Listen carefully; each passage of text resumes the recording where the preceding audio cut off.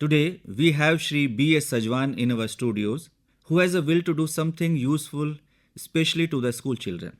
We would like to have his views on a very important and relevant topic, intergenerational bonding. We welcome you, sir, in our studios. Will you please let us know what intergenerational bonding is? Mr. Bharti, at the outset, my hearty thanks to Akashvani Dehradun for inviting me to your studio. The topic selected by you for discussion is also very interesting and quite relevant in today's scenario. Now, I should tell you what exactly intergenerational bonding is. Well, bringing seniors and children together through planned mutually beneficial activities is one way to help seniors connected to the others. This, you can say, is intergenerational bonding, and a bonding between two generations. It's easy to understand how aging adults, many of whom are retired and live alone, can become isolated and disconnected. But we forget that living alone is not the only factor that can lead to social isolation. Seniors who live in assisted living communities or with family caregivers may also experience feelings of loneliness. You will wonder to know that isolation and loneliness are associated with an increased risk for chronic disease and cognitive decline. Alternatively, regular social interactions, engaging in conversation, playing games and partaking in group activities keep our minds sharp. Mr. Sajwan, do we have any such organizations or associations in Dehradun for the elderly persons, say senior citizens, where they frequently meet to have social interactions or together they take part in group activities? Of course, Bharti Ji, I'll tell you, in Dehradun, we do have one such organization. It is known as SAJWAN Kendra, and it is located in Gadi, Kent. It's a small branch of Anugrah, a national NGO which works as a regional resource and training center on aging. It's a nodal agency with Ministry of Social Justice and Empowerment, Government of India. I want to tell you that I am also a member of the SAJWAN Kendra, and you'll wonder to know that more than 900 senior citizens, some of them are plus 80 plus, who have retired from government service, public sector undertakings, and the like, are on the roll of SAJWAN Kendra as of date. We have a monthly calendar of activities.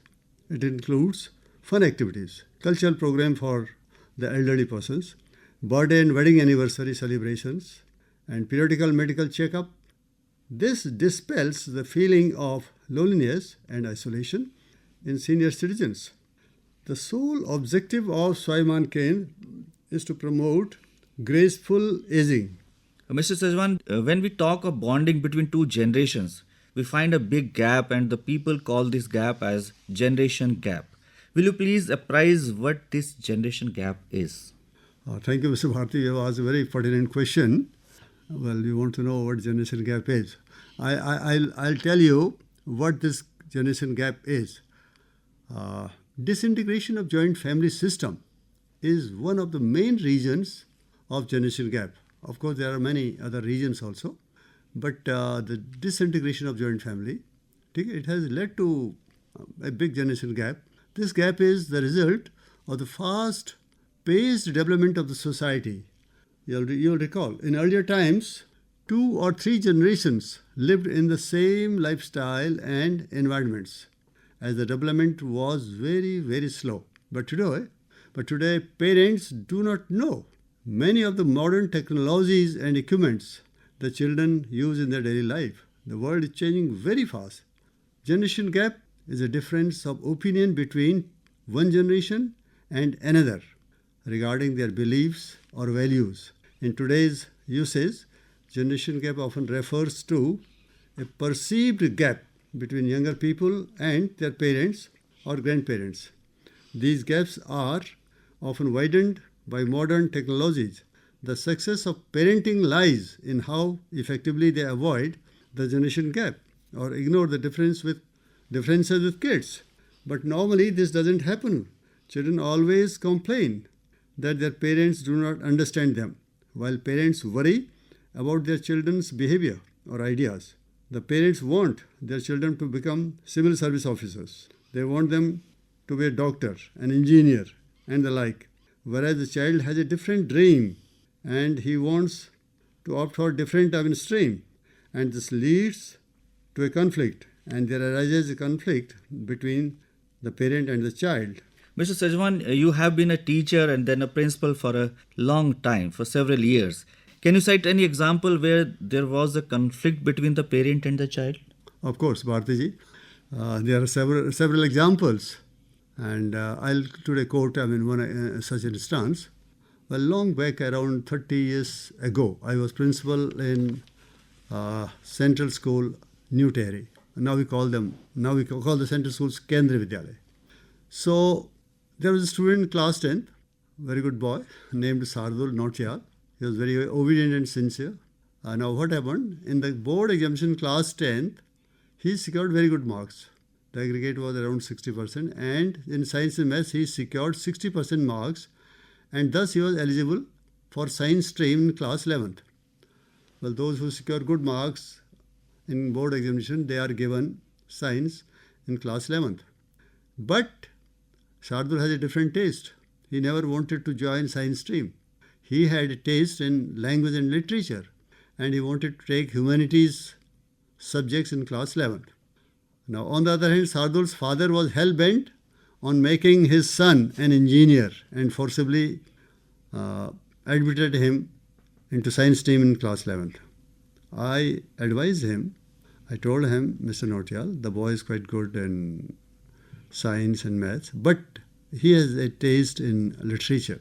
He's very good in English literature, and he wants to do BA and MA English, honors.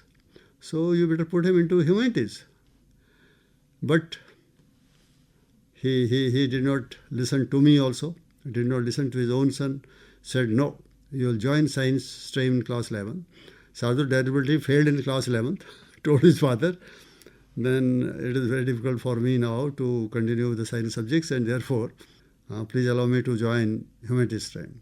So the father next year somehow, although he did not want, but he allowed him to join humanities. Sardul had a dream to do graduation and post-graduation with English honors. And when he did from Delhi University and secured very good marks. He had a dream to become a news reporter in some of the leading newspapers. You will wonder to know that today he is one of the best reporters. And once he met me, he says, sir, he says he is far, far better than an engineer today.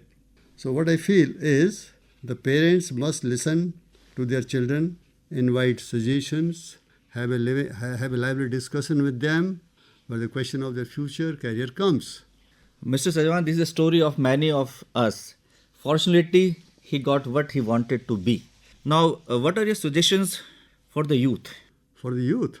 Now, well, the number of suggestions are there for the youth. Number one, the youth should take care of the elders and should not leave them all alone.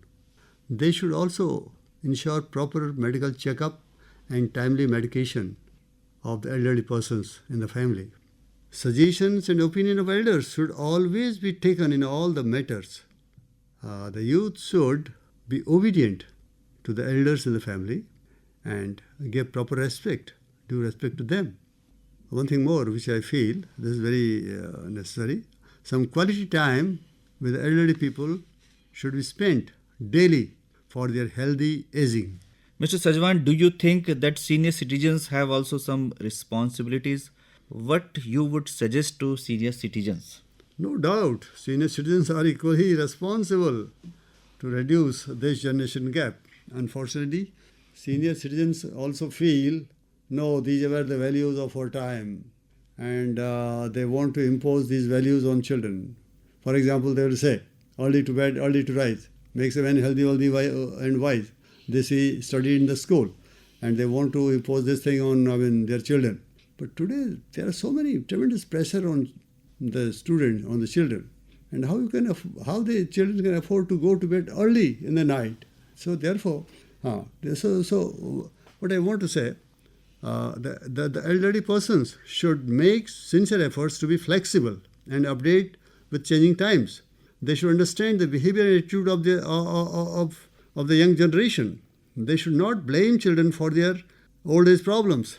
Sometimes the elderly person, what they do, they'll put all blames of their ailing health on the children, on the youth. They should reduce interference in children's lives. They should try to be productive and active in helping in household and other chores. Example, they should drop children at school. They should play with them, and at the leisure time, they should tell stories to them and the like. They can do a number of things.